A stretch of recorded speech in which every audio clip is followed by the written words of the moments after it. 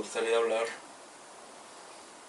sobre las técnicas más comunes que he conocido desde niño en cuanto a lo que se refiere a la brujería. Tal vez a alguien le pueda servir o lo pueda ignorar, es cuestión de cada quien.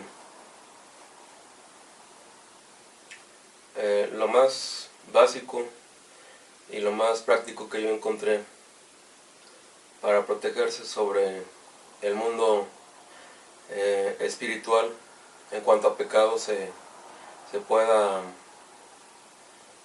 tratar es leer el libro que dejó escrito Moisés por ahí del año 3300 según los arqueólogos, llamado el libro Levítico. Con el libro Levítico nos podemos dar una idea mucho más exacta y profunda de cómo funciona la brujería desde la antigüedad. Generalmente, desgraciadamente, también practicada más por las mujeres, también algunos hombres he visto que la practican, y creo que será mejor siempre seguir esos pasos que nos explicaba Dios a través de uno de los más grandes profetas, o tal vez el más grande profeta y patriarca, que fue Moisés. Ahí podemos darnos cuenta que lo más fácil es no tener cierto tipo de actividades sexuales que ahí nos advierte desde el Torá judío o el Levítico en la Biblia cristiana. Algunas cosas están en el Corán, pero no completas.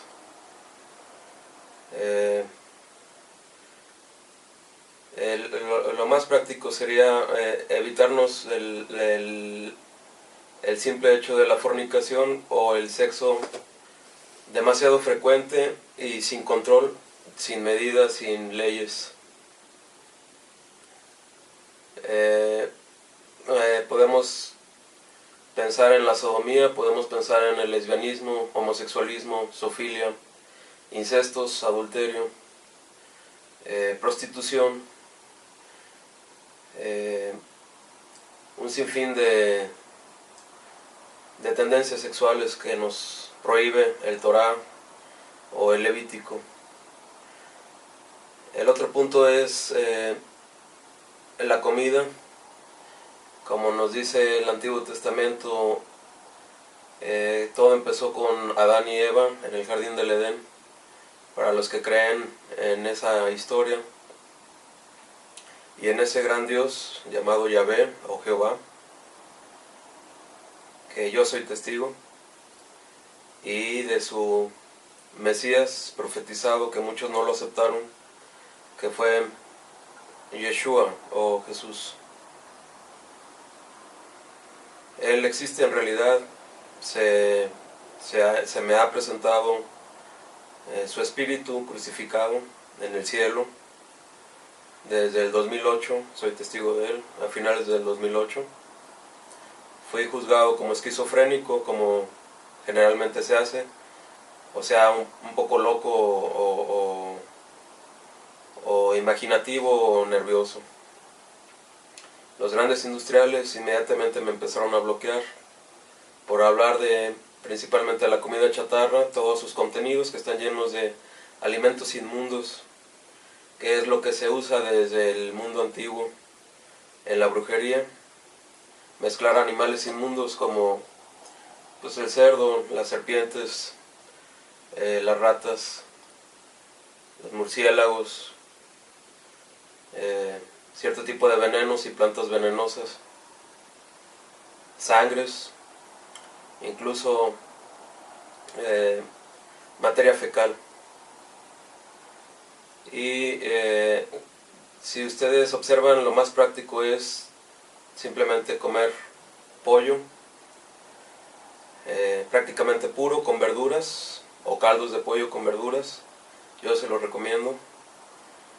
También el pescado, prácticamente puro, solamente freírlo con limón o con naranja, nada de mezclas oscuras, que es donde casi siempre se mezcla la sangre o la materia fecal.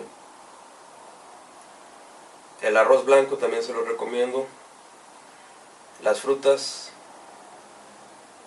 el pan y los lácteos solamente bien hervidos, por aquello de las mezclas de semen en los lácteos, que mucha gente he visto que practican también. Siguiendo esos puntos en la comida, va a ser mucho más difícil que a ustedes los empiecen a manipular por medio de los alimentos o los empiecen a endemoniar o a embrujar, y más si no tienen prácticas sexuales nada más para tener hijos, porque recuerden que la palabra de Dios nos dice que nada más el sexo prácticamente es para reproducirnos, como le dijo Adán y Eva, multiplíquense y háganse muchos, poblad la tierra. Ahora, el otro punto que también es muy importante es comprender cómo funcionan las técnicas que ahora existen en el mundo moderno para manipular el cerebro. El cerebro se puede manipular también por medio de frecuencias de antenas y satélites, vulgarmente llamado el HARP. Ahora lo conocen la mayoría de las personas con la neurociencia famosa, que no es otra cosa más que estar manipulando por medio de frecuencias el cerebro primero y el resto del organismo, creándoles así una serie enorme de enfermedades, incluso el cáncer, que no es otra cosa más que la destrucción de las células, ya sea por vía química o por vía electromagnética. Quienes empezaron todo eso fue allá por en 1830 el famoso Michael Faraday, con aquella Torre Eiffel en París. Después lo siguió Tesla, al parecer, según nos dice la historia, y lo continuó un poco también Alexander Popov, un ruso. La mayoría de ellos son judíos, en realidad, semitas, vienen de sangre judía, de casas judías, aunque fueron perdiendo los apellidos, como a muchos les pasó después de Jesús. Muchos se fueron al cristianismo, eran judíos, pero siguieron al Mesías con su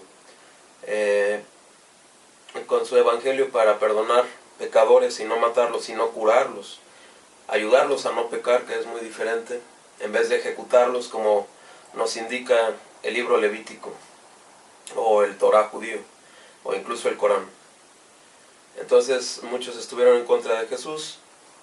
De ahí surge una separación, hasta donde yo alcanzo a entender, por medio de la historia, y eso fue después de la crucifixión precisamente de Cristo y de la ejecución de los apóstoles, a excepción de Juan.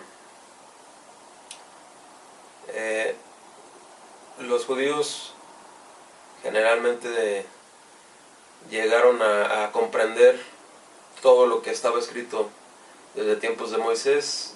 Algunos lo compartieron sus conocimientos, algunos no. A los que los compartimos nos llaman cristianos, a los que perdonamos nos llaman tontos o cristianos, y yo les doy el consejo de perdonar siempre todo y obedecer los mandamientos que están en el Levítico o en el Torá. De esa manera ustedes nunca van a caer en el vicio o en el pecado por estar ejecutando pecadores, porque como dijo ese Mesías, que algunos lo reconocemos y lo aceptamos porque somos testigos también de él, quien esté libre de pecado, que arroje la primera piedra. La mayoría de los que estaban enfrente de él no pudieron hacer nada ni decir nada.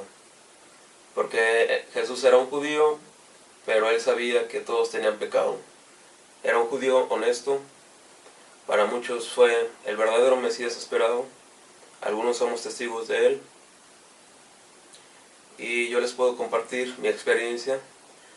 No hay mejor manera de vivir y estar sano de aquí adentro del espíritu que perdonar y obedecer los mandamientos lo más completo que se pueda, incluso los que están escritos en ese libro del Torá para los judíos o el Levítico para nosotros los cristianos, que incluyen los alimentos, la sexualidad. Nos prohíbe la idolatría,